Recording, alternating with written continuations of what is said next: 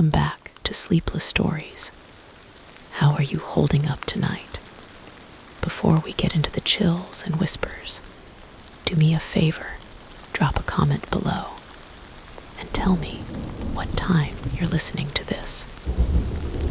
Are you lying in bed at 2 a.m., phone dimmed, trying to fall asleep? Or maybe just looking for something unsettling to break the silence? Either way, you're in the right place. Now get comfortable. Wrap yourself up, turn off the lights, or don't, and let the sound of the rain settle in your ears. Let the shadows stretch a little longer across the room, because tonight's story is not just another tale. It's an unraveling, a descent, a place where the line between memory and nightmare doesn't just blur, it disappears. So close your eyes if you dare, and let the story begin. Prologue: The mirror never lies. I never thought much about heirlooms. My family wasn't the kind that passed things down with significance. We passed down silence, awkward dinners, and the occasional casserole recipe with a suspicious lack of seasoning. So when my grandmother died and left me a mirror, I didn't feel honored. I felt confused. It wasn't even that beautiful. The frame was tarnished silver, flecked with dark green corrosion, and carved with symbols I assumed were just pretentious attempts at faux Victorian flair. My mother, pale and detached at the will reading, simply told me, "It was always yours anyway." She said it chose you. I laughed. I shouldn't have. The mirror arrived in a crate too large for something so delicate.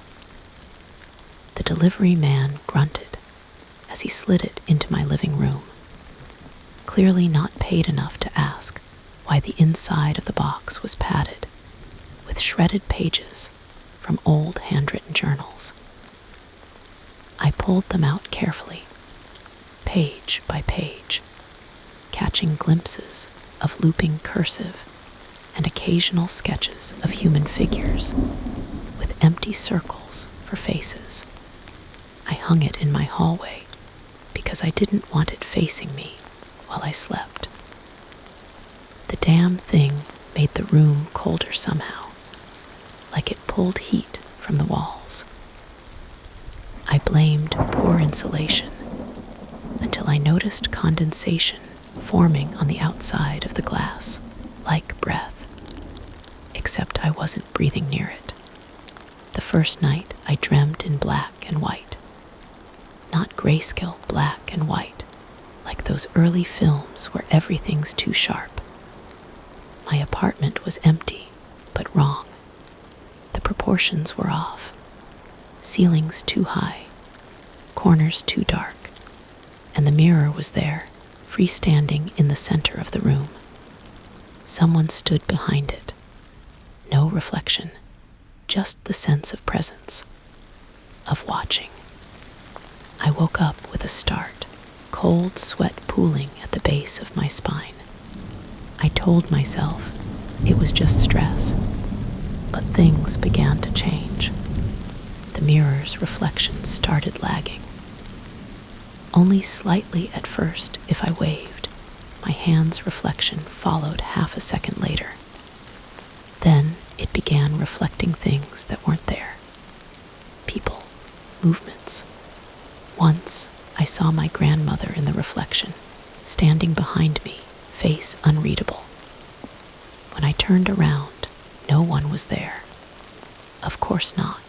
She was dead, buried, gone, but not in the mirror.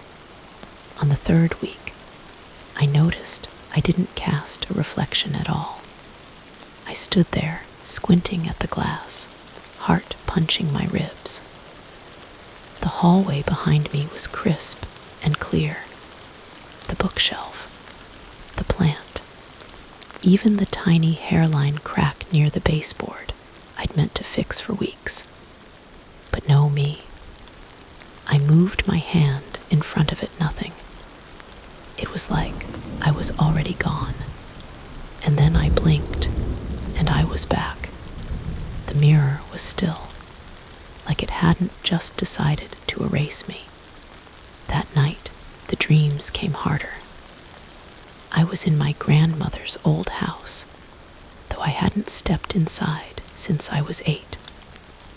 The wallpaper peeled like skin. The mirror hung above the fireplace, bigger than I remembered, taller than the wall itself. I approached it, drawn like iron to magnet.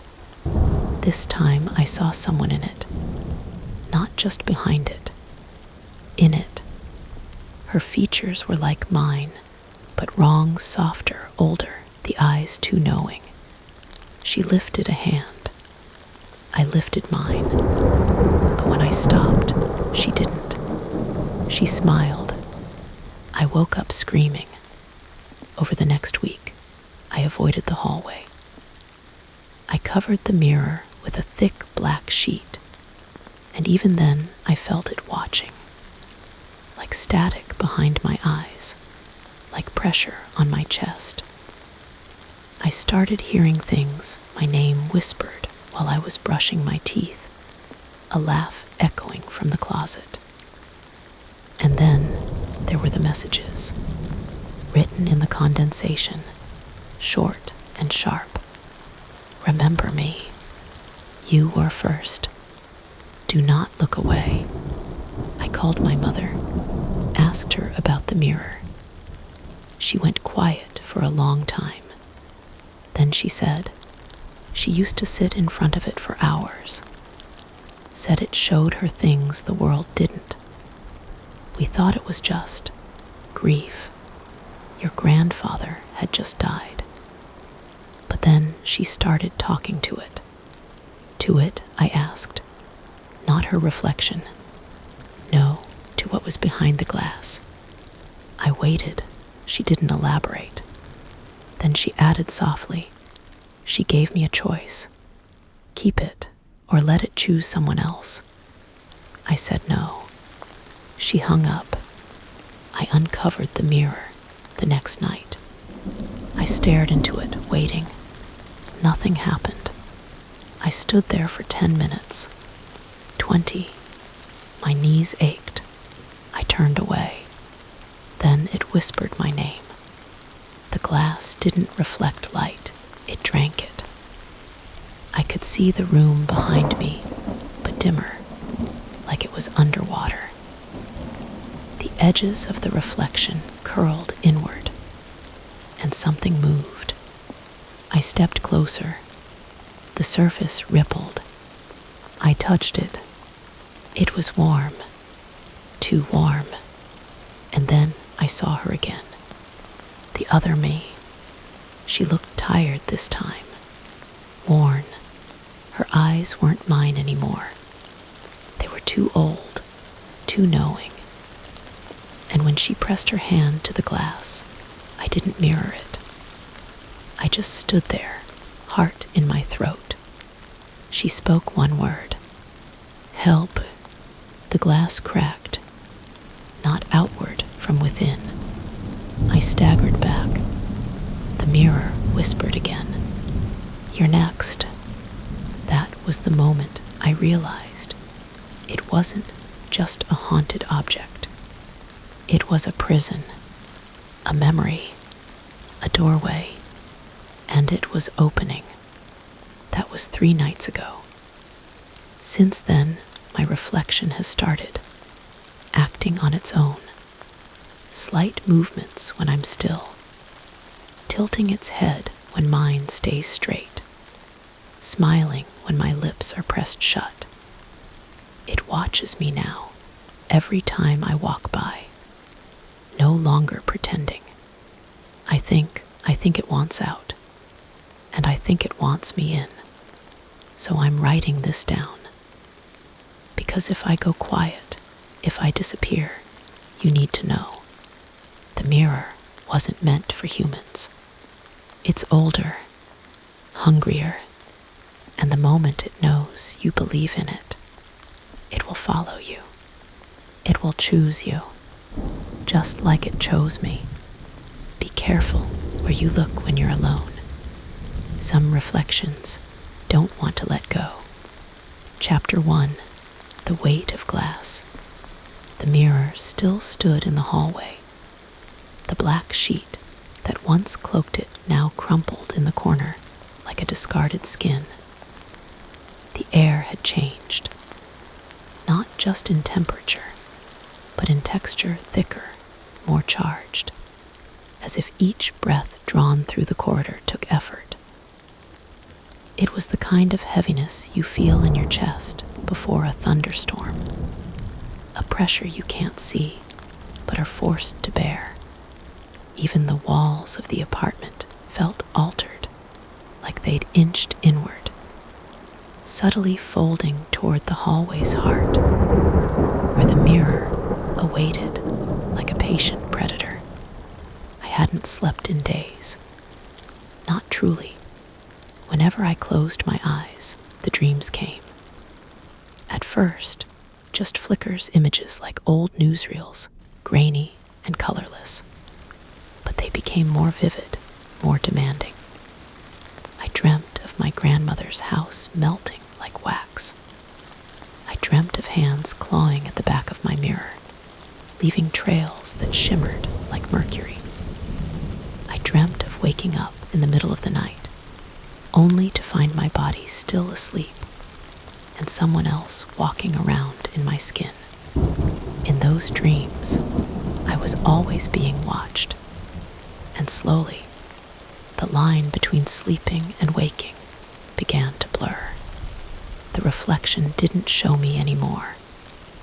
At first, it was subtle, delayed movements, a blink a second too late. Then it became deliberate, entire sequences of gestures that I hadn't made, movements that weren't mine. Once, I reached up to touch my hair, and in the mirror, my reflection smiled and turned away. That smile still haunts me, but nothing compared to the first time the mirror bled. It started as a smear, just a faint red streak near the top edge of the glass.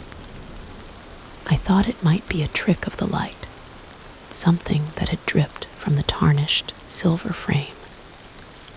But as I watched, transfixed, the smear thickened.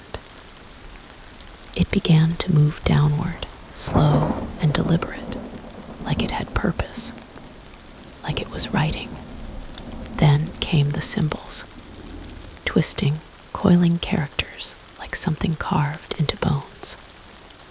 The kind of symbols that made your brain itch trying to read them, as if comprehension came at the cost of sanity. Some glowed faintly red. Others pulsed like veins. I touched the mirror in a moment of reckless curiosity, and it burned me. Not enough to scar, but enough to leave a warning. It was alive, or something inside it was. I tried everything to destroy it. A hammer, a crowbar. I even unscrewed it from the wall and tried to drag it outside. But the weight, God, the weight. The thing felt heavier than stone, like it had roots in the floor or deeper. I brought down the hammer on the glass again and again until my arms ached. Nothing, no crack, no scratch, just that smooth, cold surface, drinking in all my fury like it was amused. That night, I had the worst dream of all. I was in a room that looked like mine, but wasn't. The furniture was the same, but wrong. Too tall, too crooked. The lights hummed with a low frequency that made my teeth ache. The windows were bricked over, and in the center of the room was the mirror, taller now, monumental. The surface rippled like water. I approached it, drawn by some gravity beyond understanding. My feet moved without my will. I tried to speak, to scream, but no sound came. The mirror shimmered, and then she was there, the other me. Her face was mine, but altered by time or torment. Hollow cheeks, eyes too wide, a mouth stitched shut with black thread. Her hands were bloody. She pressed them to the glass from the inside. She mouthed something over and over. Trade, trade, trade. I woke up gasping. I stumbled to the bathroom, splashed water on my face, and looked up only to find that the mirror there didn't show me either. Just steam, just fog, no reflection, like I was never there at all. From that day, the mirror didn't bother hiding its intentions. I began to hear footsteps at night, soft and slow, like someone packing the hallway. I lived alone. There was no one else here. Sometimes the footsteps stopped outside my door. Sometimes they kept going. Sometimes they knocked. 3 slow, heavy knocks. And always, I'd find the mirror uncovered the next morning. I tried tapping the black sheet over it. I even nailed it in place. But every morning, it was the same. The sheet on the floor, the mirror gleaming, watching. One night, I took a sleeping pill, desperate for rest, and dreamt not of the mirror, but of my grandmother.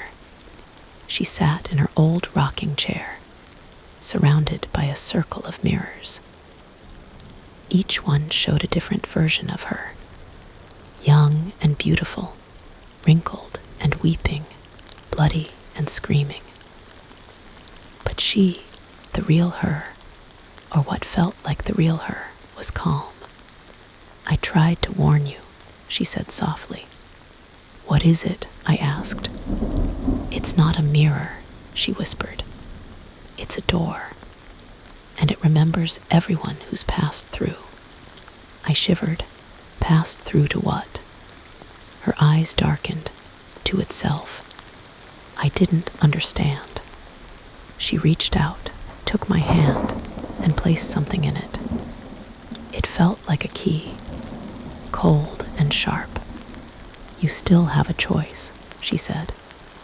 I woke up holding a shard of glass, not from any broken mirror in my apartment. It was old, curved, and inscribed with those same runes. That was the night the reflection spoke to me. Not whispered, not mouthed. Spoke. My own voice echoed from the glass, distorted and layered over itself. Let me in. 3 words. Clear. Final. I screamed. I threw the shard at the mirror. It vanished into the surface like it was never thrown, and the reflection smiled. Since then, time's become elastic. Days stretch and bend. Sometimes I'll blink and hours pass. Other times, I stare at the mirror and swear not a second has moved. I don't eat, I don't leave. I barely breathe. Because the moment I do, the mirror starts to hum, low throbbing, like it's hungry. I tried calling my mother again. She didn't pick up. I left her a message. I understand now. You were right to say no. That night, she called me back. But it wasn't her voice on the other end. It was mine. sobbing, begging, "Help me, please, I'm still in here," it lied. And then the line went dead. The mirror cracked, a thin spiderweb line from top to bottom, but not on the outside. From within, the last thing I heard before passing out was a whisper, almost gleeful. Almost. Chapter 2. The Other Side of Silence. The mirror had begun humming. Not a sound exactly, not something you could record or trace, but a frequency that lived somewhere between thought and tremor. It reverberated through the apartment like an invisible chord struck on a piano, wired directly into my spine. It started low, like a heartbeat beneath floorboards, then grew more insistent. I would wake at night with blood rushing in my ears, certain someone had just spoken my name. But when I checked, the room was empty. The mirror, however, would still be vibrating faintly, as if it had just swallowed a voice mid-sentence. I stopped answering the phone. My mother called once more after our last conversation, but I let it ring. She didn't leave a voicemail. Maybe she knew better. Maybe she heard it too. Whatever lived in the space between the glass and this world, reaching out with static-coated fingers. Or maybe she had once been where I now stood, and the silence was her way of surviving. The days blurred. My apartment twisted. I couldn't remember the last time I stepped outside. The windows looked out onto streets. I didn't recognize any more buildings arranged wrong, too narrow or too tall, like the neighborhood had been sketched by a hand that had never seen it firsthand. Once, I caught a man standing under the streetlight in the rain, staring up at my window. He didn't move, didn't blink, just stood there for hours, soaked and swaying slightly, until the streetlight flickered and he vanished with the darkness. It wasn't the first time. They were watchers, or maybe just echoes. Glitches in the seams of my reality, now fraying around the mirror's pull. I tried covering it again, this time with heavy blackout cloth and duct tape. I nailed a wooden board over it for good measure. But when I came back the next morning, the board was warped and cracked down the center. The cloth shredded from the inside out. And the mirror, pristine, it wanted to be seen. One morning, at least, I think it was morning, I awoke on the hallway floor, directly in front of the mirror, with no memory of walking there. My hands were outstretched, palms flat against the glass, as if I had been trying to push through. My fingertips were cold, numb. The reflection showed me, but not me. She had no mouth, and yet she screamed. The sound didn't come through the glass. It vibrated inside my skull, like pressure building from the inside out. I stumbled back, hands trembling, mouth dry. She watched me. She mimicked nothing. This version of me was autonomous, now free, but only within that prison of warped glass. That day, I found another journal page slid under my door. The handwriting wasn't mine, but it looked familiar. The ink was smeared, like someone had written it in a hurry. Or pain. She tried to leave. The reflection followed. The more you resist, the closer she gets. There is no escape. There is only exchange. You are her now, and she is waiting. No no signature, no indication of when or how it was written. But the paper smelled faintly of mildew, of age and dust, and something earthy, like it had been kept somewhere dark for too long, like it had come from behind the mirror. I stopped sleeping. Sleep brought dreams, and dreams brought the mirror inside me. It stood at the end of every hallway in my mind, at the center of every room. I'd dream I was in the apartment, then wake to find I hadn't moved. Or worse, I'd wake up somewhere else entirely. My grandmother's old house, a church with no pews and rotting, stained glass.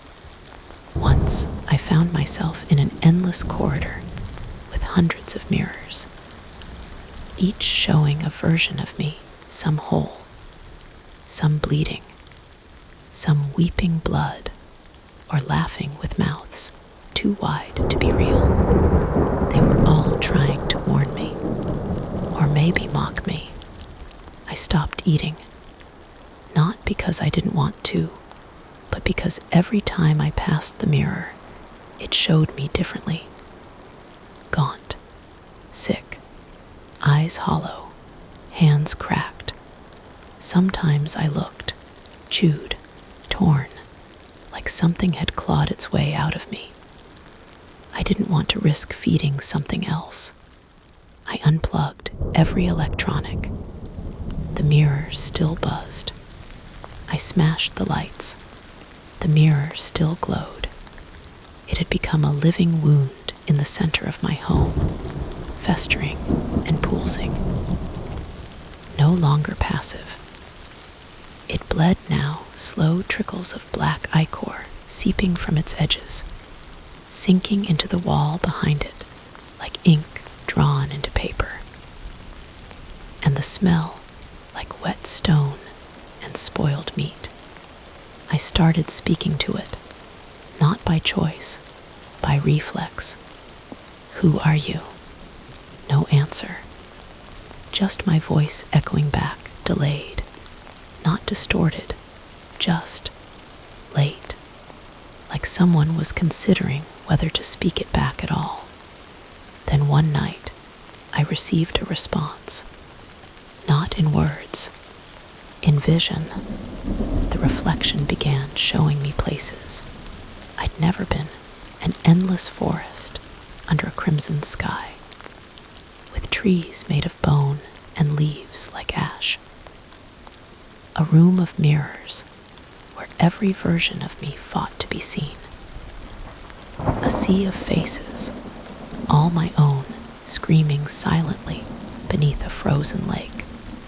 And then I saw her, not the mouthless version, not the stitched one, a third. She looked serene, almost kind. She wore my face like a mask, but there was something else beneath, something patient, ancient. She raised a hand, and this time I didn't mimic it. She traced a shape on her side of the glass, one of the runes I'd seen bleeding into the mirror before, and I understood. This was never just a reflection. This was a vessel, a threshold, and she was showing me the key. That night, the whispers grew clearer. They weren't just words. They were instructions. The ritual was never in a book or an incantation. It was in surrender. The mirror demanded belief, recognition. It couldn't cross over until it was seen, truly seen. It needed me to open the door. And I had, not with intent, with fear, with obsession. The line was already crossed. When I touched the glass again, deliberately, this time it rippled. Warm, familiar, welcoming. The other me smiled, and she stepped back, inviting, waiting. I pressed harder. My hand vanished. Not metaphorically, not metaphorically. It slipped through the surface like warm water. No resistance. My skin tingled, my bones sang with vibration, as if some frequency was pulling every atom of me into harmonic dissonance. I could see the other side now, a world not governed by our rules, a landscape warped by memory and emotion and the things we try to forget. It was beautiful in a monstrous way, like staring at the concept of a dream without ever waking. My reflection waited there, her hand outstretched, a final message scrawled across the inside of the mirror's frame, now visible from within the reflection. To step through is not to escape. It is to remember who you were before forgetting. I pulled my hand back. I wasn't ready, but the mirror had tasted me now, and it would never stop calling. Not until I crossed. Not until I became her. Chapter 4, The Hollow Room. The days after the whispering incident folded into each other, like crumpled paper, unreadable, indecipherable. I stopped checking the calendar. The mirror made time feel irrelevant. Sunlight still filtered through my windows, but it never brought warmth. It only illuminated the decay. Dust that hadn't existed before now clung to every surface like a second skin. The hallway lights flickered not because of bad wiring, but because something else was sharing the current, pulling at the energy like an invisible parasite. The mirror's presence was no longer confined to its frame. It had bled into the walls, the air, into me.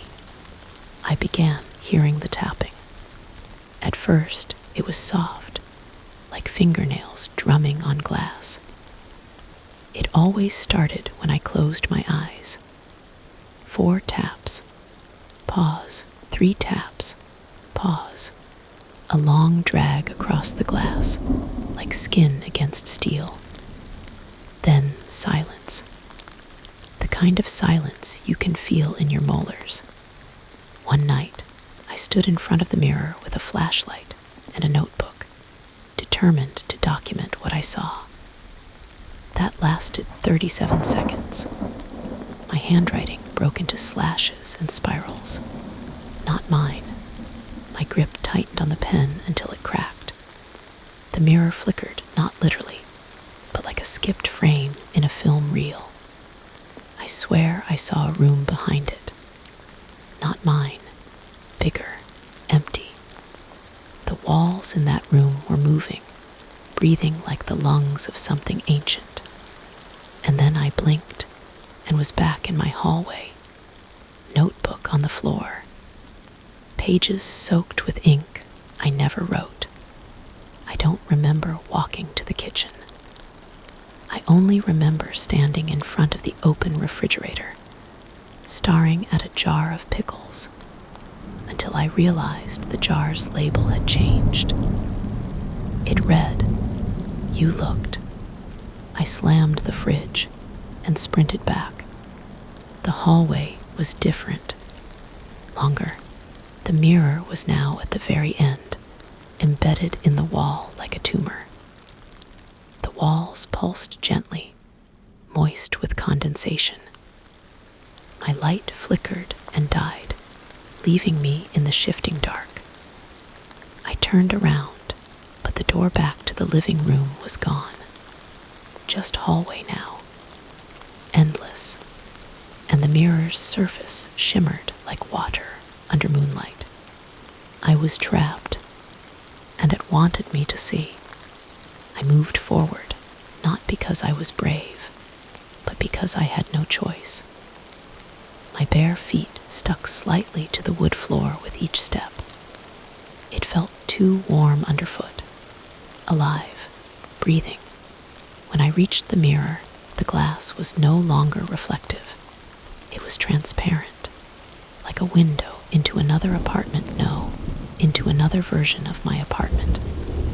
The lights were dimmer. The air was thicker. In that version, I could see a figure packing back and forth. I squinted. It was me, but not me. She moved like she didn't know I was watching. Mouth moving silently, hands fluttering at her sides like nervous birds. I pressed my forehead to the glass. The mirror shuddered. My breath fogged a perfect circle into the surface, and when I wiped it away, she stopped moving. She looked at me. She saw me. Her eyes widened, mouth stretching into a scream that made no sound, but the hallway heard it. The walls groaned.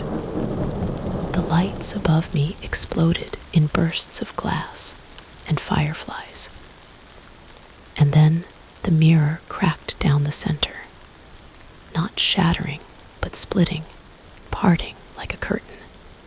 And I was pulled in, not sucked or dragged, just transitioned, like falling between dream and waking. I didn't feel myself cross the threshold, but suddenly I stood in the other apartment, opposite my reflection, and she was gone. The room was a replica, but all wrong. The windows looked out into pitch black. The air was heavier here, like it had weight. The furniture had no dust. Everything gleamed, polished, sterile. And in the center of the room was the hollow, a perfect black circle, etched into the floor like a burn mark. It pulsed. It whispered. I stepped closer. Around its edge were carvings, the same strange runes I had seen on the mirror's surface. As I leaned in, they shifted subtly, like they were correcting themselves based on my gaze. I felt dizzy. I dropped to my knees. The whispering turned into voices. Children crying. A woman laughing. A man screaming in a loop, repeating one word over and over. Let me out. The hollow pulsed once, and then it spoke to me, not in words, in understanding, like a thought not your own slamming into the back of your skull. It told me this place was old, not haunted, wounded, not evil, but hungry. A wound so deep it created its own echo chamber, and it fed off versions of people, off memories, off choices. That's why I saw her, the other me. She had chosen wrong. She had lingered. She had looked too long. And the mirror had taken her. It didn't want to kill. It wanted to trade, to substitute, to trap reflections and feed on identity, until what was inside the glass forgot it had ever been outside. I felt bile rise in my throat. I turned to flee and saw the door was gone. In its place stood the mirror, still cracked, still bleeding light. But this time, it didn't show a reflection. It showed my grandmother, not how I remembered her. She stood tall, straight-backed. Her eyes were black holes. Her mouth was sewn shut with red thread that looked wet. She raised one hand, and the mirror responded, light pouring through in jagged veins. She gestured for me to return, but something else moved behind her. Dozens of shapes, human-shaped, packing, shuffling, clawing at the inside of the mirror like moths pressed to glass. Trapped. I was just another name on its list. But I refused. I ran toward the mirror, screaming not a battle cry, but desperation. I hit the surface hard and felt the coldness wrap around me like water. The hallway returned, brighter now. My hallway, real or real enough. I collapsed, and the mirror stood silent once more. But something followed. That night when I passed by, I didn't see my reflection. I saw my grandmother again, but this time her lips were parted. She mouthed a word, "Run," and behind her, the black hollow pulsed again. Chapter 5. The House Beyond Reflection. I stopped using mirrors entirely. It wasn't a conscious decision at first. I simply began avoiding them, turning away in the bathroom, brushing my teeth in the dimness, shaving by feel rather than sight. My phone's selfie cam, the metal backs of spoons, window reflections at night, all had become traps. Tiny glimpses of something that wasn't me watching me from the other side. And always waiting. But the mirror in the hallway, the original one, remained uncovered. Not because I wanted it to be, but because the last time I tried, the fabric caught fire. No spark, no heat source, just spontaneous combustion, as if the mirror rejected the notion of being unseen. It had become a living part of the apartment now. It dictated the air pressure, the temperature, even the smell, an odd mix of mildew and lavender, like a rotting garden sealed inside a coffin. Sleep was a distant concept. My dreams had evolved into something else, less narrative, more invasive. I no longer experienced dreams from my perspective, but from hers. The other me, trapped behind the glass. Her world was made of reflections, a realm stitched from mirrored halls, warped staircases, and fractured logic. She ran endlessly through corridors that looped like Möbius strips.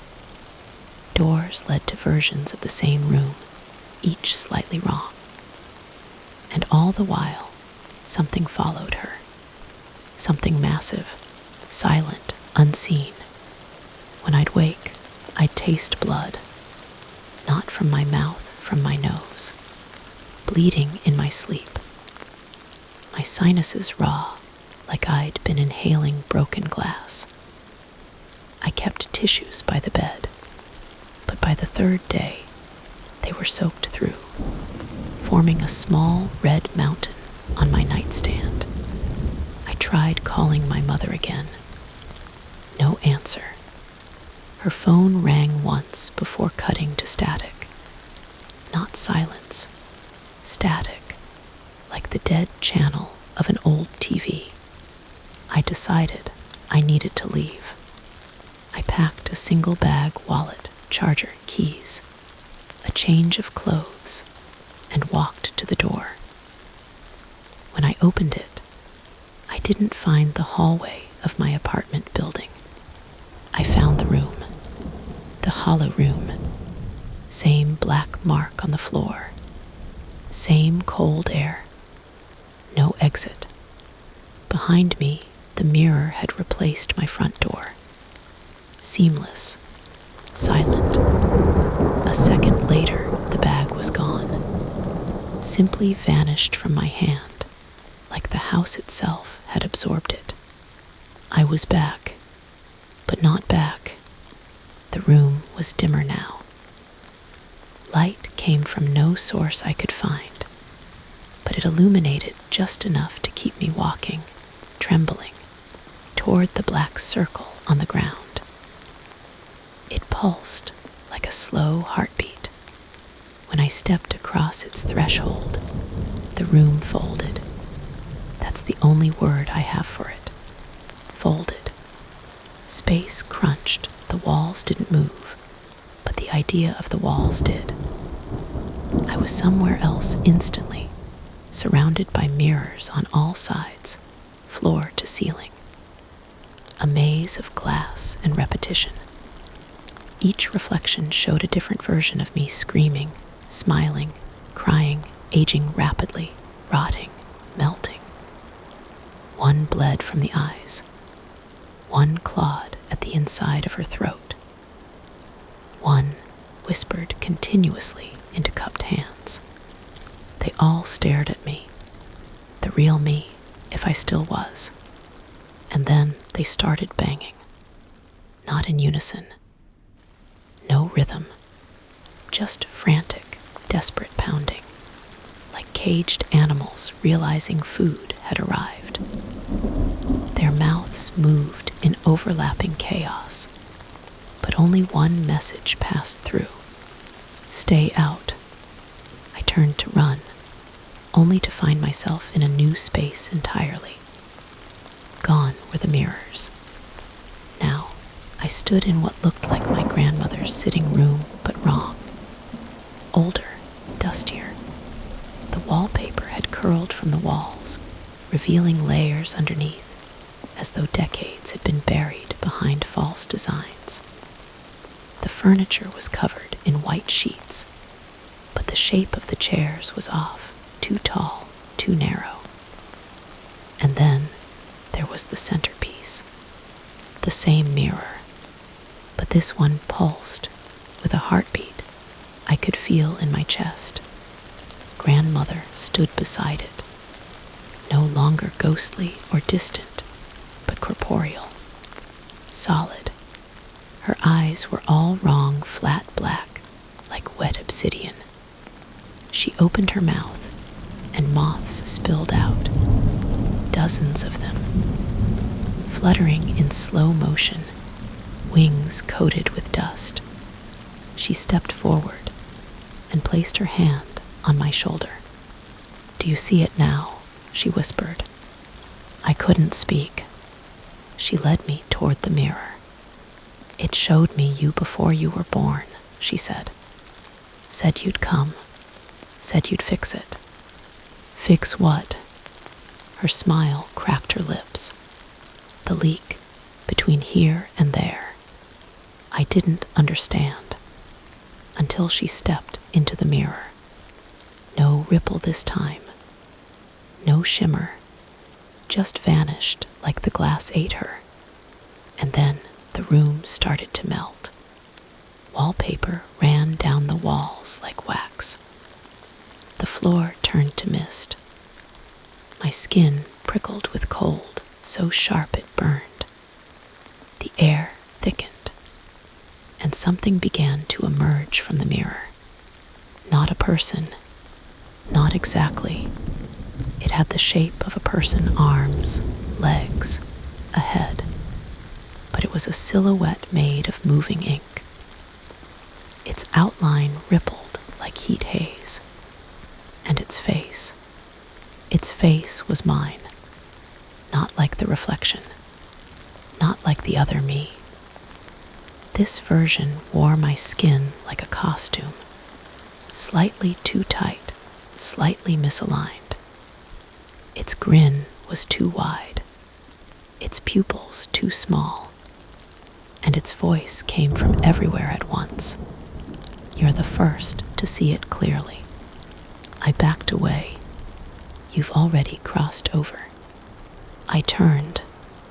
"You're not real anymore. Just a shadow with memories." The mirror behind it cracked again. "You've been inside the whole time." My legs gave out. I fell. The world tilted sideways, then upside down, then blinked out entirely. When I opened my eyes, I was on my living room floor. Morning light filtered through the blinds. The mirror stood in its hallway. untouched, still, but when I looked in, I saw the living room behind me, and I wasn't in it. Chapter 6, Static in the Blood. The first thing I noticed when I woke was the silence. Not the peaceful kind, the pressurized kind. Like the air was holding its breath. My apartment looked exactly as I remembered. Messy blanket on the couch, tea-stained mug on the table, half-read book spine up on the armrest. But something about the stillness felt fabricated, too precise, as if the room had been rebuilt from my memory, and something had gotten the proportions slightly wrong. The mirror remained in the hallway, untouched, uncracked, its surface perfectly still. A museum exhibit of horror. I refused to look directly into it. Not after last time. Not after her. The other me hadn't appeared again, since the hallway turned into that impossible room. But I could feel her. Not just in dreams, not just in the air, but underneath things, like mold creeping beneath wallpaper, like static hidden behind silence. I started hearing her in the pause between words on TV, in the hum of the fridge, in the spaces between my own thoughts. At first, it was just sounds. Clicks, breathing, soft, scratchy whispers in a dialect too familiar to be foreign, but just wrong enough to feel like it was never meant for human ears. Then they became words. Still here. Does it feel right yet? Your skin doesn't quite fit. That last one, that one stuck with me because I'd begun to itch. Constantly. My arms, chest, scalp. But there were no bites, no rashes, no visible cause. Just this constant crawling beneath the flesh, like thousands of fingers pressed gently against the inside of my skin, testing the surface for weak spots. And my reflection had started smiling on its own again. I covered every reflective surface. Aluminum foil on the bathroom mirror, a sweater over the microwave, tape across the toaster. My TV stayed unplugged. My phone screen, cracked it on purpose, just enough that it no longer gave a clear reflection. I was trying to starve it, this thing, this awareness, whatever it was. But it didn't need reflections anymore. It had found new ways in. Photos, old ones. It started with a childhood picture I kept on my fridge. Me, age 7, holding a balloon at my cousin's birthday. The balloon was red. My smile was lopsided, normal, innocent. One morning, the balloon was gone. In the photo, replaced by a shard of mirror. That shouldn't be possible. I checked the back, same scribbled handwriting from my mom. Same date, same bent corner, but the balloon was gone, and the boy in the photo, me, was no longer smiling. His eyes were open too wide. I tore the photo in half, burned it. The next day, it was back on the fridge, whole. This time, the boy's mouth was sewn shut. By the end of the week, it wasn't just old pictures. It was memories. I'd be washing dishes and suddenly realize I couldn't remember the layout of my childhood home. Not fully, not the inside. I remembered the outside, the yellow shutters, the cracked pavement, but inside. I couldn't picture the kitchen, the staircase, even my room, all gone, hollowed out. And then I'd remember things that never happened, like the night my grandmother made me sleep in front of the mirror, except that didn't happen, or the time my reflection bled when I cut my finger, except it didn't match. The reflection bled first. The memories came like rain, scattered, uncontrollable, and soaking me to the bone. I started writing things down, scribbling notes to myself on sticky pads, phone memos, receipts, the backs of my hands. This is real. You are not in the mirror. You are you. Because every time I looked away from a wall too long, it felt like someone had added a door, or a hallway, or a new room that had always been there. The apartment was changing, subtly, slowly, mercilessly. One night, I followed a draft down the hallway and found a door I'd never seen before. White, featureless, no handle. I stared at it for what felt like hours. Then it knocked. Once, twice, and then a soft whisper came through the crack. "Let me out, I'm tired." It was my voice, not just similar, exact. I walked backwards, never breaking eye contact with the door. The mirror stood behind me, humming gently, as if pleased. I don't sleep anymore. Instead, I write, desperately, sloppily, half-legible notebooks and napkins and receipts, trying to map out the descent, trying to give shape to the madness. But my handwriting keeps changing. Some entries don't look like mine. Some are in cursive. I never write in cursive. One page simply reads, "You're doing great. Give it up soon." I didn't write that. And then there was the mirror again.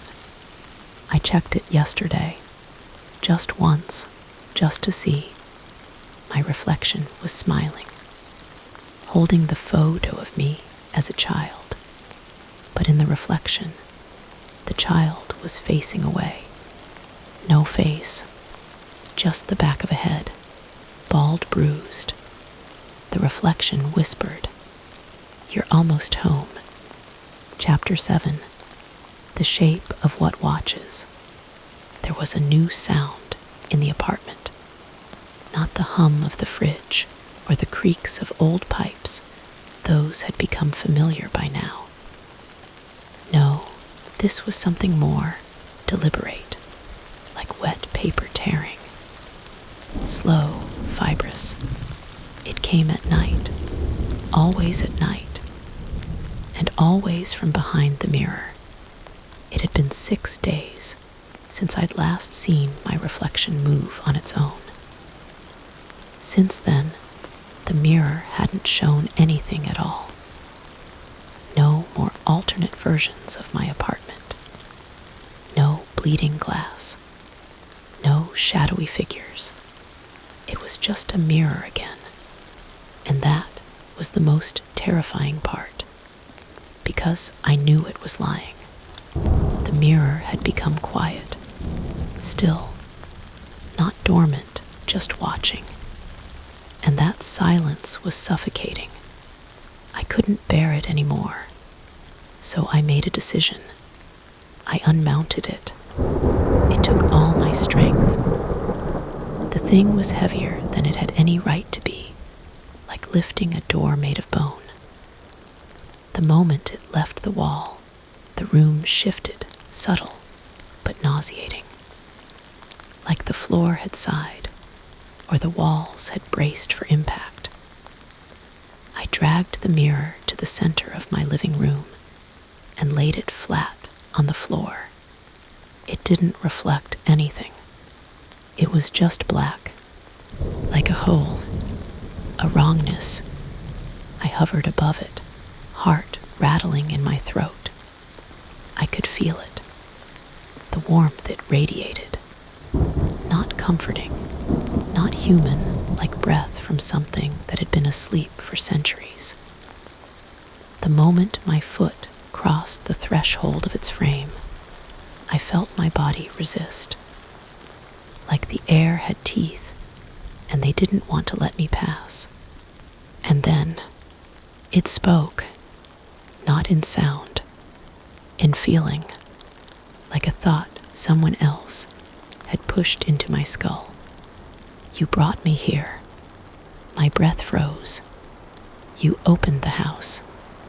The words pressed behind my eyes, like a migraine, unspoken, but understood.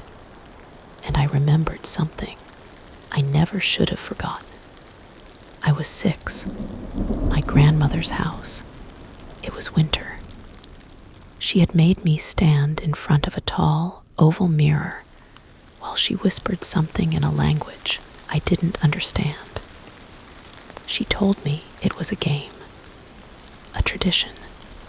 She said, "This way, you'll always be remembered."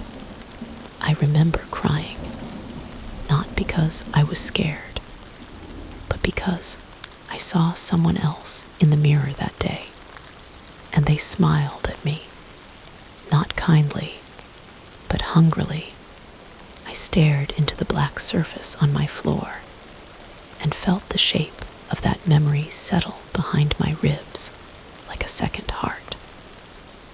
I had always known. Somewhere deep down, I had always felt watched, even before the mirror came into my apartment. The mirror didn't bring the darkness. It followed it. It came to claim what was already marked. That's when the lights flickered, not just in the living room. Every light in the apartment. The air thickened, turned heavy, wet. A sour metallic taste filled my mouth like old coins soaked in vinegar. The mirror pulsed, and then I heard her, the other me, whispering behind the glass. But this time, it wasn't a plea. It was a chant, a rhythm, a heartbeat made of syllables. Come through, come through, come through. My body moved before I gave it permission. I found myself kneeling at the edge of the mirror, staring into that void. My hand reached forward, just the fingertips. The air above the glass rippled like disturbed water. Then something touched back. Cold, fleshy, wronged. I screamed and jerked away, but the sensation lingered like something had marked me. I checked my palm. No cuts, no blood, but beneath the skin, I felt a heat growing, like something had been planted. The next day, a door appeared in my kitchen, plain white, no knob, no hinges, just there. My apartment is on the top floor. There's no room for a door, no wall for it, but it sat between the sink and the stove like it had always belonged. I touched it, cold, impossibly cold, the kind of cold that aches in your bones. And then the whispers began again, always from the other side, always just soft enough to make me question if I was really hearing them. You're on the wrong side. Come home. She's waiting. I started sleeping on the couch, away from every reflective surface. I unplugged everything, removed every screen, tore down every photo. Still, the mirror appeared in puddles, in doorknobs, in the sheen of my own damn eyeballs. And in every version, the reflection was no longer me. It was becoming something else. On the seventh night, I woke to find the living room gone. I was in the hallway again. The real hallway. The one from my dreams. The one with the too high ceilings and the walls that leaned in like eavesdropping monsters. The mirror stood at the end, only now it had grown. It reached from floor to ceiling, from wall to wall, a black wall of glass reflecting nothing. No room, no self, no escape. The voice came again, no longer gentle. She gave you to me. You were always meant for this. I felt my grandmother's presence then, not physically, but emotionally, like her grief had become a shape, a being, an offering. She had suffered, and in that suffering she had made a deal, a pact, and I was the currency. My legs carried me forward. My hand reached out. The mirror accepted me. It didn't shatter. It didn't ripple. It opened, and I stepped through. Chapter 8, Inside the Glass. The moment my foot crossed the threshold of that impossible black wall, everything changed. It was like falling without falling, tumbling through a void that smelled like old wood and winter decay.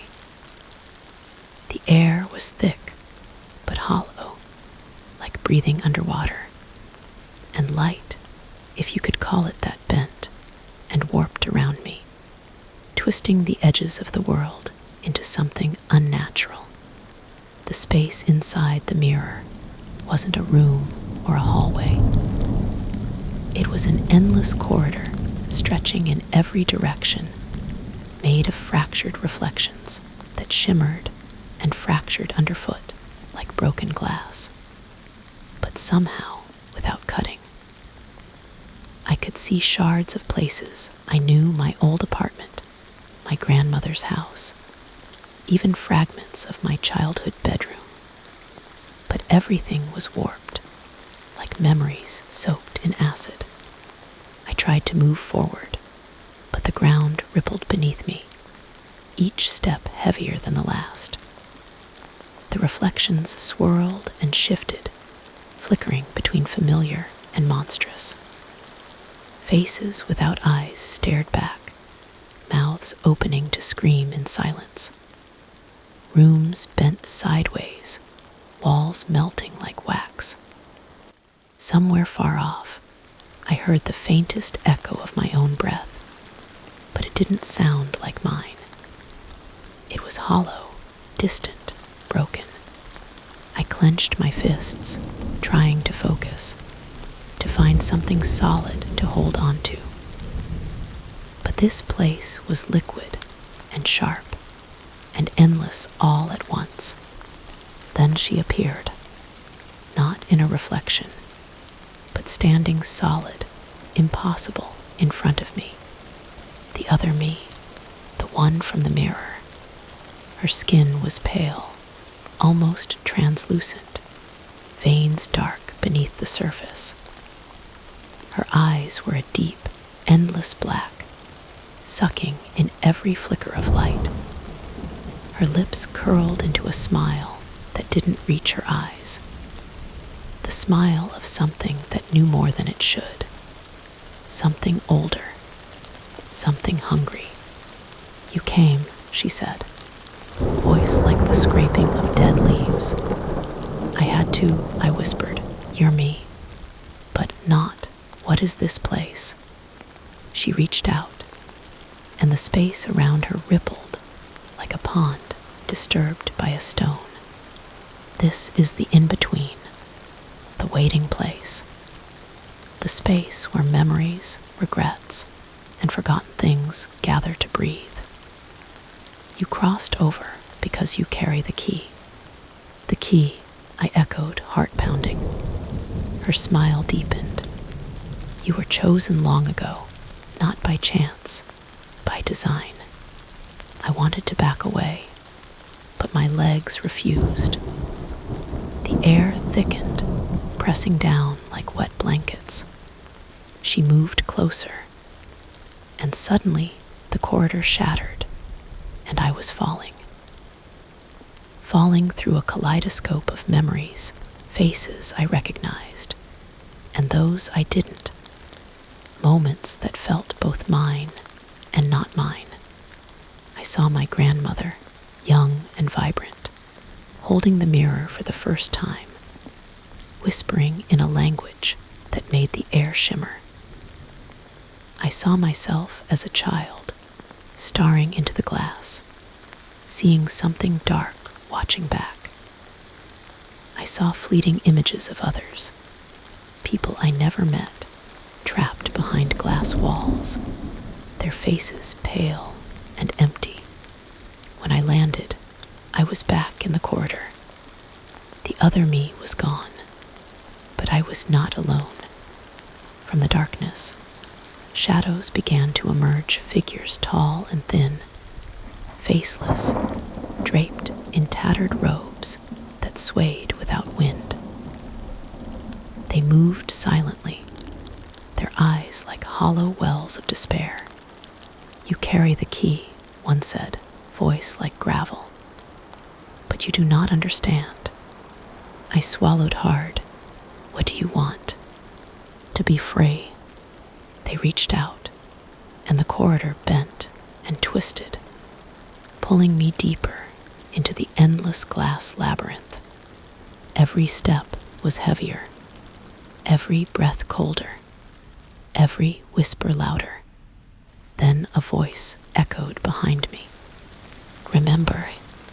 I spun around, but only saw reflections of myself, broken, fractured, screaming silently. The mirror was no longer a boundary. It was a prison, a cage, a doorway to something worse. And I was the lock. Chapter 9, The Echo of Faces. When I first crossed the threshold of the mirror's endless corridor, I thought I was lost. But now I know I'm unmaking. Each step fractures something inside me that can't be repaired. My sense of self unravels with every mirrored pain, every echo of memory warped in its reflection. In here, identity isn't a solid. It's a fractured lens, and the more I strain to see clearly, the further it splinters. The corridor stretches on without end. It curves like a tunnel scratched by a blind cartographer who cannot see the land he's mapping. The reflections shift, subtly at first. An eyebrow raises here, a limb absent there. Then more boldly, the reflection lingers too long on a face that's not mine. A hand moves independently, the scene in the distance suddenly lit by an unseen moon. A window shows a night sky, but on closer inspection, the stars are made of teeth. Every reflection is an invitation or a trap. I passed one pane where the reflection bowed, hand raised as if to say hello. A tremble went through me, but I kept walking. Later, I passed another window that rippled quietly. I swore I heard laughter down the hall, not mocking, but celebratory. They've found someone else. Not yet, not yet. I lost track of time. Sleep means death in this place. There's no night or day, just reflection and echo, and the distant hum of 1,000 invisible mirrors. Sometimes I press my cheek against a pane, just to feel something, anything. The glass is always warm, almost pulsing, like it has its own heartbeat. My chest aches to match it. That's how I know it's succeeding. I still remember what I am, but the mirror is teaching me to forget, to reshape, to become. It shows me myself dying, over and over, in suffocating loops. Eyes staring aimlessly at the ceiling, muscles unraveling, veins going dark. Mouth opening in a silent scream. One image flickers that I cannot forget. Me lying in a bed of broken mirror shards, hand reaching out to a face half above glass, half submerged. My eyes are full of disbelief, not fear, only regret. I don't know what I'm more frightened of, the world within or the person I'm becoming in it. The corridor doesn't stay the same. One moment it's empty. The next doors appear, one after another, smooth and white, spaced at irregular intervals. I tested one and found dead air. Another, etched symbols pulse faintly under my fingers. Another opens on a single chair in a bare room, moonlight pooling beneath it, but no chair, just the shadow of one. Inside, there's a whisper. You're almost home. I shut the door, pressed my face to the other side, and vomited. The smell of copper filled my mouth.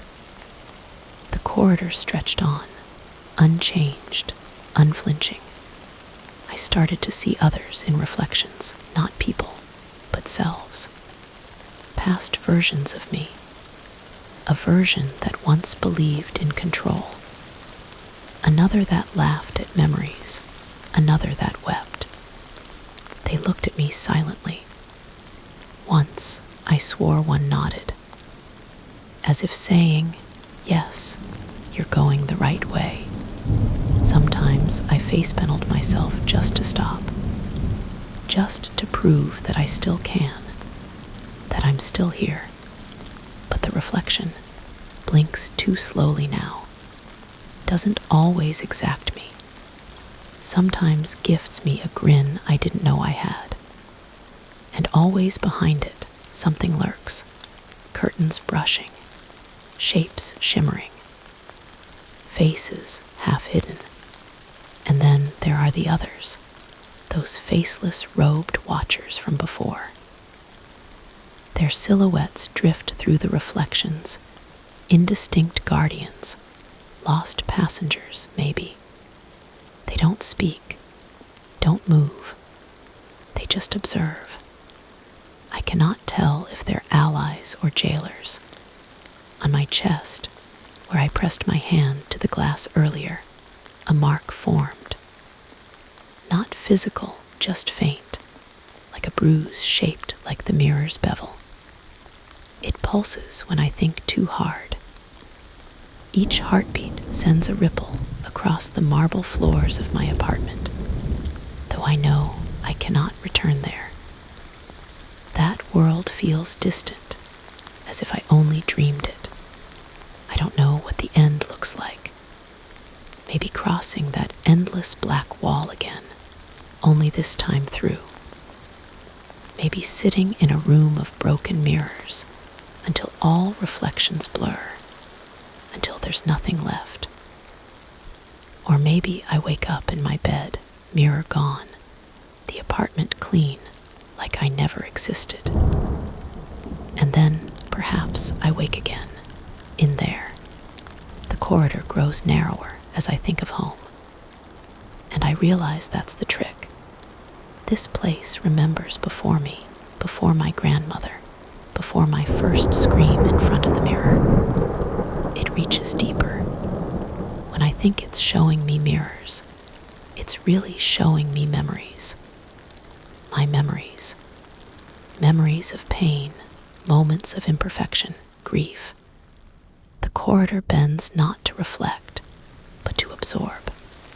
So I keep walking, because if I stop, that's when it takes me forever. Because they say, stop reflecting, and I instinctively take another step. Chapter 10. The threshold beneath the glass. There's no such thing as a straight corridor anymore. The mirror world no longer bothers pretending it follows geometry or human design. As I press onward, because back no longer exists, I find the walls subtly bend toward me like lungs inhaling. The floors slope downward at impossible angles.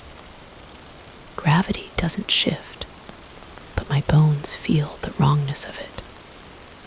My equilibrium dances on a wire stretched across the maw of madness. I see myself in every direction now. The reflections no longer limit themselves to panes or panels.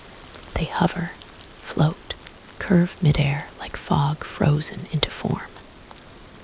It's like walking through a sea of memories, but the fish all have my face, and none of them remember who I am. Some look at me with hunger, others with pity.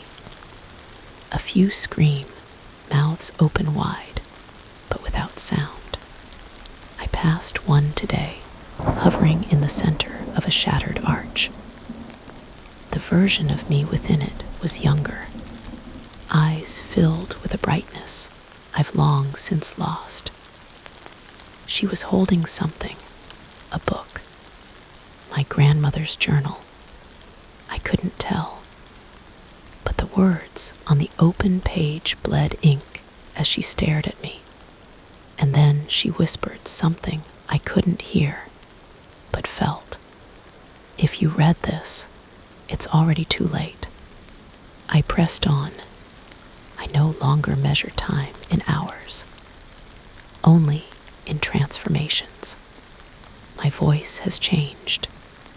Throat rougher, vowels warped. I caught a whisper once that sounded like mine, but too deep. The echoes that respond when I mutter to myself don't match. They delay, stutter, sometimes repeat sentences I never said. Last night, if it was night, I came upon a door unlike any I'd seen before. This one was painted in blood. Not red paint blood. I knew the smell. The knob was bone. Something behind it was breathing. I could hear the slow, rhythmic pull of lungs the size of buildings. I didn't touch the door. It didn't open. It didn't need to, because as I passed, the entire hallway shifted. The mirror corridor looped around it like a heart wrapped around a parasite. I was inside the artery of something greater. It was then I saw her again. My grandmother, not the one from my childhood memories, the one who baked cinnamon bread and brushed my hair with fingers like moth wings. No, this was her shadow, long, whispering, bone pale. She stood at the corridor's bend, her eyes pure black, her mouth unmoving, and then she turned, walked into the wall, not through the wall, into it, as if flesh had learned to sink into reflection. I followed. The wall peeled away like paint. I stepped through the ripple and emerged in a space I can only call the beneath, the mirror's underbelly, a realm not made of rooms but of remnants, shattered chairs, torn wallpaper, faint songs that drift upward like scent. The very air smelled of memory, of old tea, old books, old grief. The floor here is soft, like memory foam that's been weeping. The walls breathe slowly, as if sleeping. But they aren't asleep. They are listening. Here I found what I feared most. Not a monster, not a specter, but a gallery. Dozens, no, hundreds of mirrors. Tall, thin, many cracked, each a window, each a trap, and within every pane, a version of me. Some are screaming, some are silent, some are weeping blood from every orifice, and a few are watching me with the same curiosity I once held for them, tilting their heads, mimicking gestures half a second late, and I realize they're waiting to see if I am the next to be framed. And then one of them speaks, not aloud, not even through thought, but into me. Words crawled up my spine, cold and wet. We are the frames. You are the glass. You don't escape. You inherit. This is not your story. This is your reflection story. And I realized there was no escape, because I was never supposed to leave, because I had already crossed the point of replacement, because my reflection was no longer mine. In the center of the gallery, a throne, no ruler, just a mirror taller than the rest, wider than any wall, so large it bent light.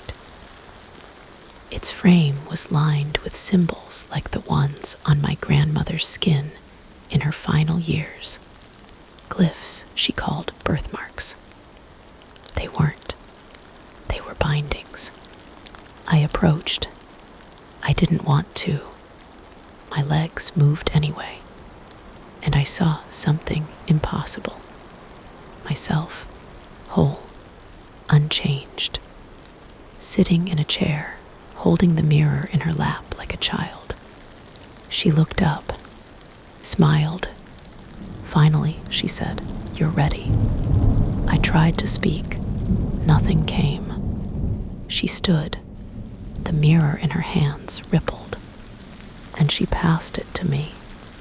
I took it, and my skin screamed. I saw everything. I saw the moment my grandmother first spoke to her own reflection. Saw the first trade her mirror self, taking her place for a single day, then refusing to return. I saw generations before her, each chosen, each slipping into the threshold beneath the glass, each reflection growing stronger with time. And I saw me, all the versions of me, and I was them, and I will be them, and I am becoming them. The throne groaned. It wanted a sitter. I backed away. The mirror pulsed, and in the reflection, I saw something new, someone else, another girl, another heir, looking into her mirror, reading this. You, Chapter 12, The Return of Names. There were names now, not just echoes of half-formed syllables scraping against the glass, but full names written in condensation, scrawled in blood-red ink across the bathroom mirror, etched into the fogged-up window panes at night. I no longer needed to guess what the mirror wanted. It was spelling it out, letter by letter, name by name. My name was always first, then my mother, then a name I hadn't heard since childhood, Alois. I didn't remember who Alois was at first, but the mirror did. It remembered everything. I sat on the edge of my bed, staring at the hallway where the mirror lived, yes, lived, because it was no longer just a thing. The air around it vibrated now, faint but noticeable. like it was humming in a frequency just beneath human hearing. A song made of marrow and memory. It had grown colder again. Not winter cold, more like the chill of an empty crypt sealed for centuries, only now disturbed. I wrapped a blanket around my shoulders, but it didn't help. Nothing helped anymore. The moment I stepped into the hallway, the warmth drained from my skin like something was sucking the heat straight from my blood. It took effort to move near it now. My legs felt heavier, as if the air grew denser the closer I got to the mirror, like I was wading through something viscous and unseen. And the names kept coming. They appeared in different places each day, written on the inside of my fridge, traced in dust on the coffee table, once carved into the wall behind the mirror, not scratched on the surface, but inside the drywall, like the letters had grown there. They started as people I remembered vaguely. Old neighbors, my kindergarten teacher, the name of a nurse from when I broke my arm at 8. Then came names I'd never heard of, people who may never have existed in my world, but had lived somewhere, sometime. Harriet Mee, Isaac Fenn, selling marrow, Ava last name missing. There were hundreds, and then there were the crossed out ones. Sometimes a name would appear, and then disappear the next day, replaced with a gouged out space, the plaster around it dark and brittle, like it had been burned. These weren't just memories anymore. They were records, a list of those the mirror had taken. And then, one morning, I woke to find that the mirror had moved, not by much, an inch, maybe 2, but it had rotated on its axis, just enough so that when I opened my bedroom door, it was already facing me, already reflecting, and it no longer needed me to step close. Now it watched from afar. Worse still, the other me inside it was no longer content to mimic. She moved when I didn't. Her expression grew darker, more desperate. Her skin paler, her clothes tattered like they were rotting. And she had started pressing notes to the inside of the mirror.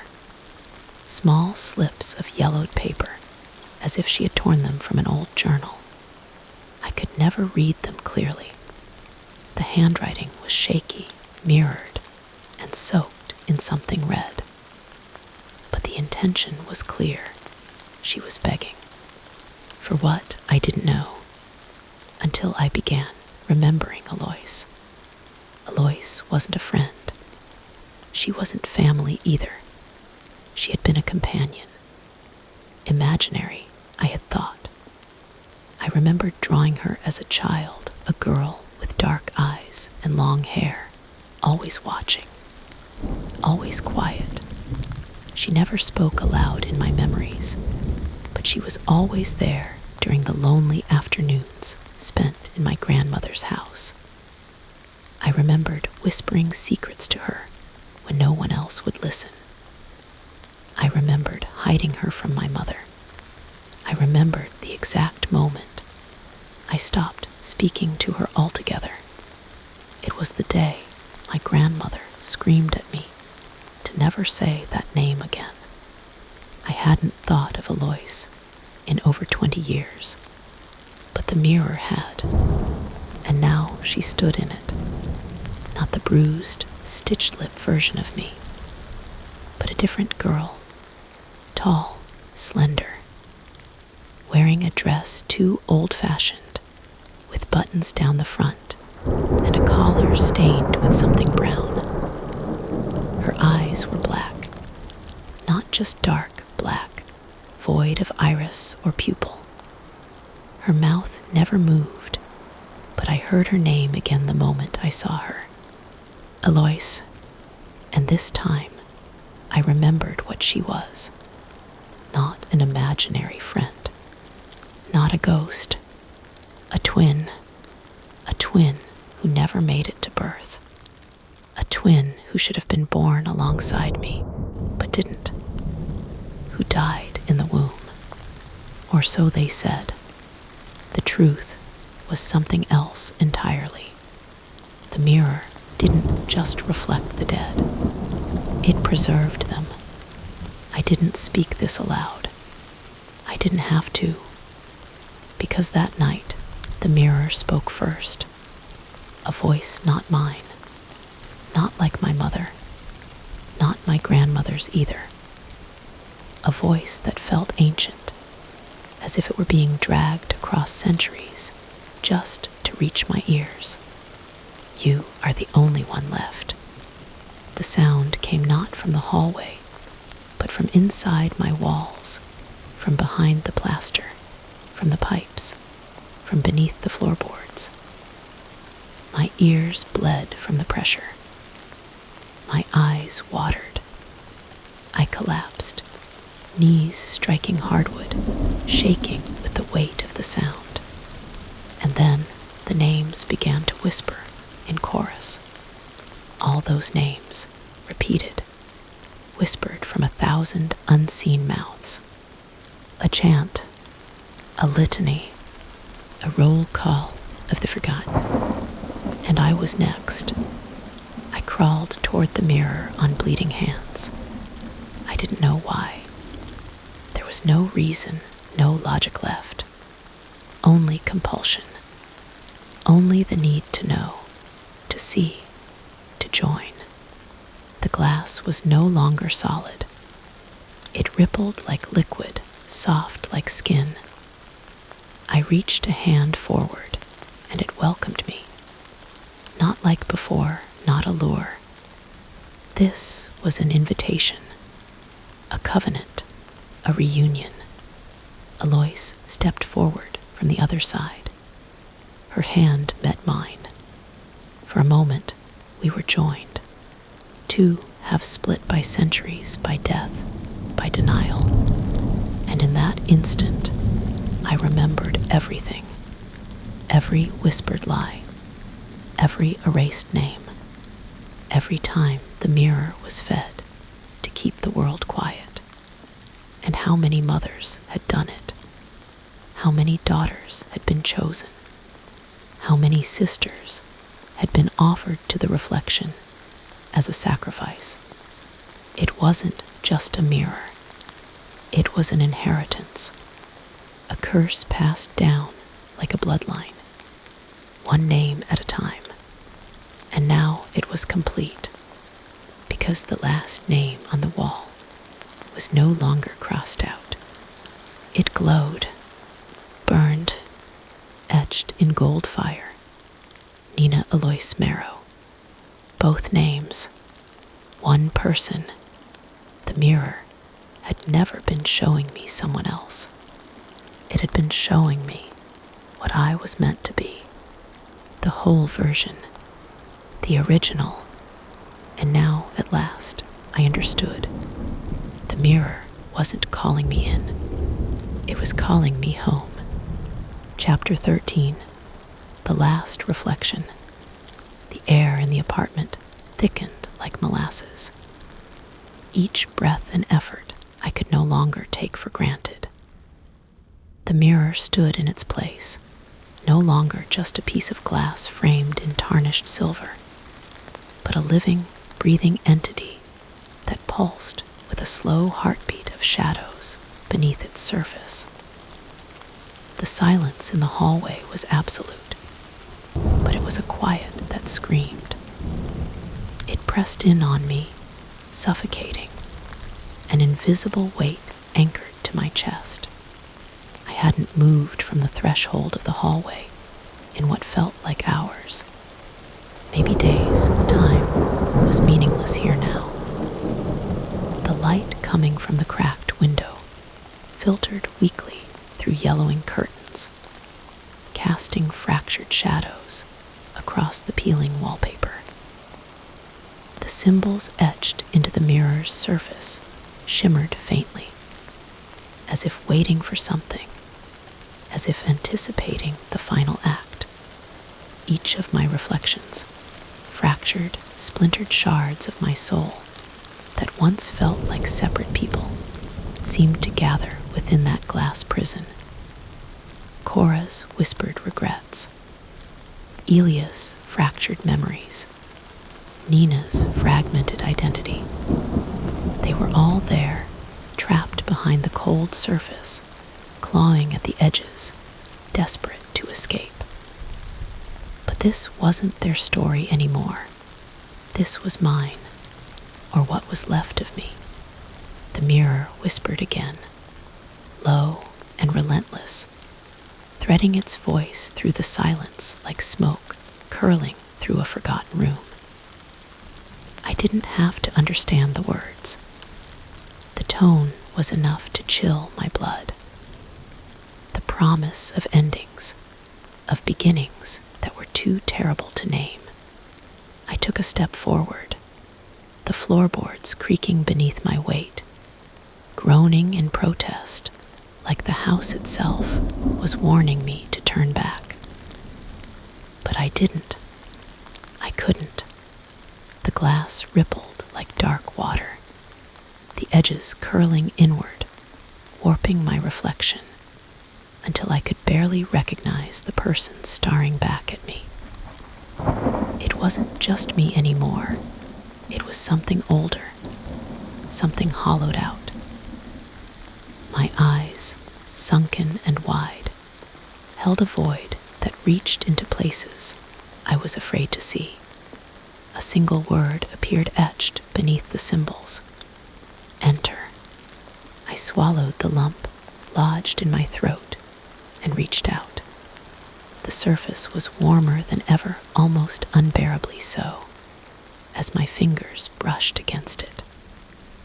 The glass trembled beneath my touch, not like fragile crystal, but like skin reacting to a lover's touch or a predator's hunt. The room behind the mirror flickered and blurred, the boundaries between our worlds folding and folding again, breaking like a wave against stone. Then I was pulled in. I landed hard on cold tile, gasping, the air thick and suffocating in this new space. It was not the hallway anymore, but a distorted version of my grandmother's old house, warped and twisted into a nightmare where shadows bled across every surface. The walls whispered in tongues I couldn't comprehend. The floorboards cracked beneath invisible feet. I was inside the mirror. The reflection world was a place out of time, stitched together by fractured memories, and the remnants of countless souls trapped and lost. The house felt alive, breathing, watching, waiting. I stumbled forward, my footsteps echoing endlessly in the empty rooms. There was no door, no window, only this vast labyrinth of fading memories and half-remembered faces. Whispers flitted around me like moths drawn to flame, but whenever I tried to listen, they dissolved into silence. I found myself in a room filled with broken glass and faded photographs. Faces stared back at me, warped and cracked, some smiling, some twisted in terror. Among them was a photo of my grandmother, her eyes seeming to follow me with knowing sadness. The mirror whispered her name, but when I called out, my voice was swallowed by the darkness. I realized then that this place wasn't just a prison. It was a graveyard of identity. Days or weeks passed. I could no longer measure time, and the whispers grew louder, more insistent. They spoke of exchange, of trade, of sacrifices made for freedom. The other versions of me flickered in and out of sight. Cora's desperate pleas, Elia's fractured warnings. Their faces were twisted with regret and resignation. I tried to scream, but no sound came. I tried to run, but the house shifted beneath my feet, the walls closing in like the pages of a book folding shut. Every step was heavier, every breath more ragged, and then I saw her, the other me. She sat in the corner of a shattered room, eyes hollow, but burning with a fierce light. She reached out, fingers trembling, and whispered one word. Remember. I couldn't remember. Not everything. Fragments floated in and out, memories of laughter and loss, moments stolen by the mirror's hunger. I saw my grandmother's face, cracked with age and sorrow. I saw the day the mirror was made, forged from something dark and ancient, bound to a curse that chained souls to its cold surface. I saw myself, the first, the original, the one who looked into the mirror, and was never the same again. I was the beginning and the end. The mirror was never meant for me. It was never meant for any of us. It was meant to consume, to erase, to replace. The other me stood, reaching out to me through the shimmering glass. Her eyes were the last thing I saw before the world went dark. When I opened my eyes, I was back in my hallway. The mirror was cracked, spiderweb fractures snaking across the surface like veins. The room was silent, save for the faint echo of my own breathing. But something was wrong. I reached out to touch the glass, and my hand passed through it like smoke. The mirror was gone, or rather, it had taken me. I was no longer inside the reflection. I was the reflection. I don't know how long I've been trapped in this liminal space, a ghost in my own life. The apartment feels distant now, a faded memory behind layers of glass and shadow. The voices of Cora, Elia's, and the countless others echo faintly in the dark. Warnings and prayers twisted into the same endless loop. I am both prisoner and jailer, observer and observed. But even as the mirror consumes, it waits. It waits for the next, the one who will look too long, the one who will believe, the one who will become lost, and the cycle will begin again. The mirror never lies. It only takes. Epilogue, reflections beyond the glass. The silence was a cruel kind of comfort, though it pressed heavy on my chest like an iron shroud. The apartment was empty now. The mirror, the cursed, breathing, whispering thing was gone. At least, it was no longer hanging on my wall, looming like a dark sun swallowing all light. But its absence didn't bring peace. It left a void, a wound that pulsed in the stillness. The air still tasted metallic, faintly sour, like copper bleeding through a cracked pipe.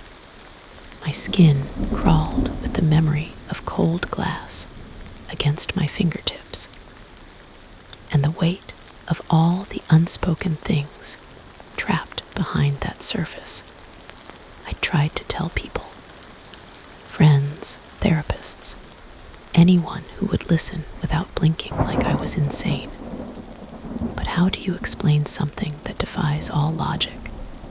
that bends reality like wet paper. How do you describe the slow erasure of yourself? The feeling of being watched by something ancient, something hungry, just beyond the fragile veil of your reflection.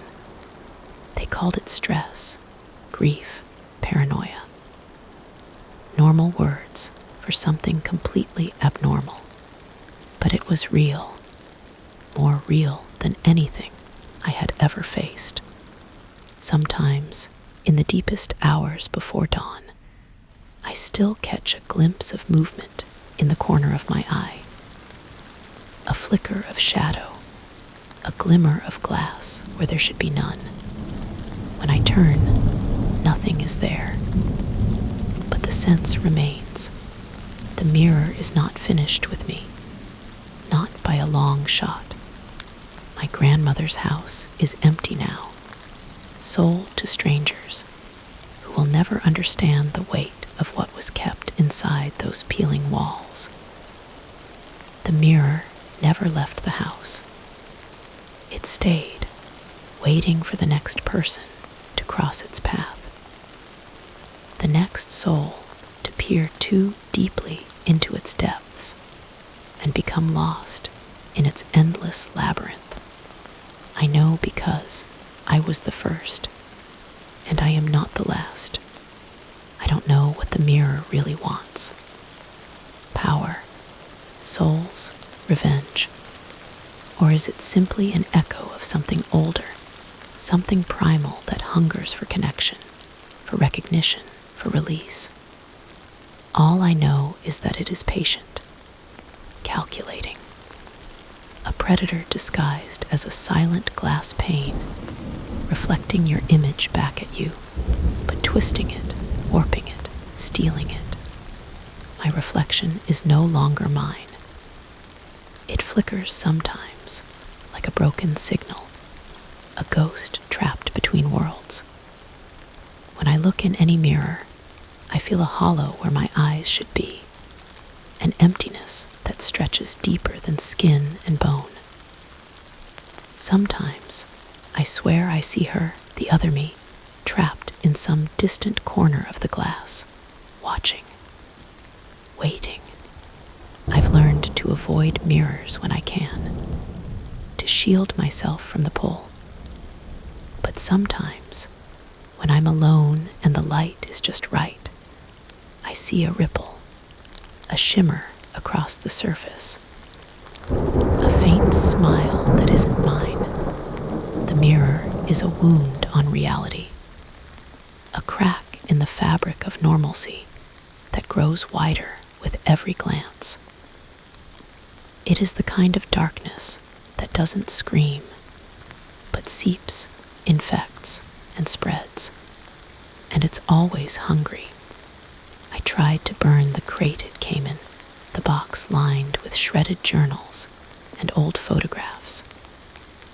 The flames curled and twisted, but the smoke smelled bitter, unnatural. The papers blackened, but never truly burned away.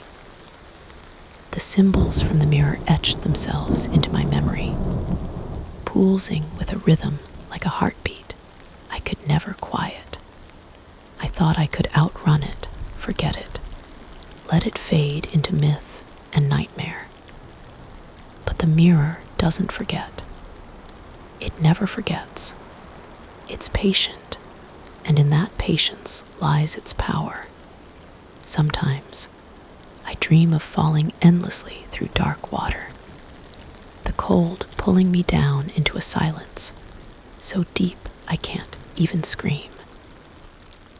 I wake with my skin clammy and my heart pounding, the whisper of glass against flesh ringing in my ears. I wonder if that's what it feels like, the moment the mirror chooses you, the instant you slip from your own reality into its twisted reflection. If there's a choice at all. My mother told me stories, fragments of whispered warnings she heard from my grandmother before she passed.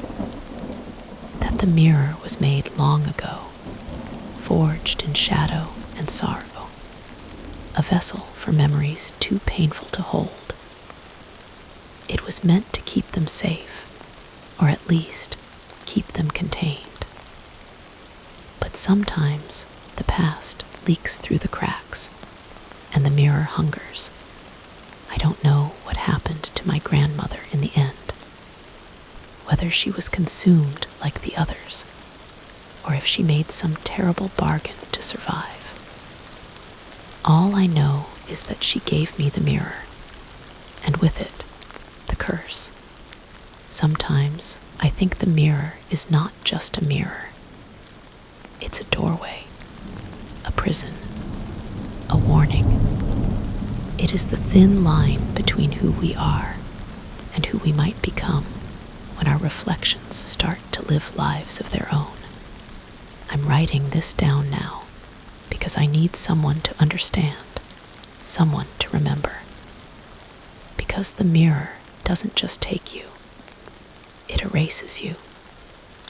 And in that erasure, you become a ghost trapped behind the glass, screaming in silence, waiting for someone else to look back and see you.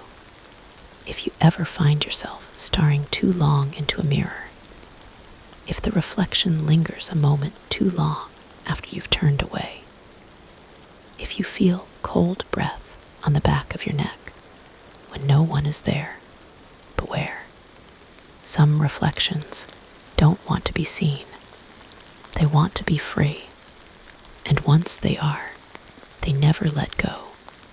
There's a faint crack in every mirror, a flaw, a weakness. And sometimes, if you listen closely enough, you can hear the glass whisper your name. The mirror isn't finished. It never will be, because the hunger never ends.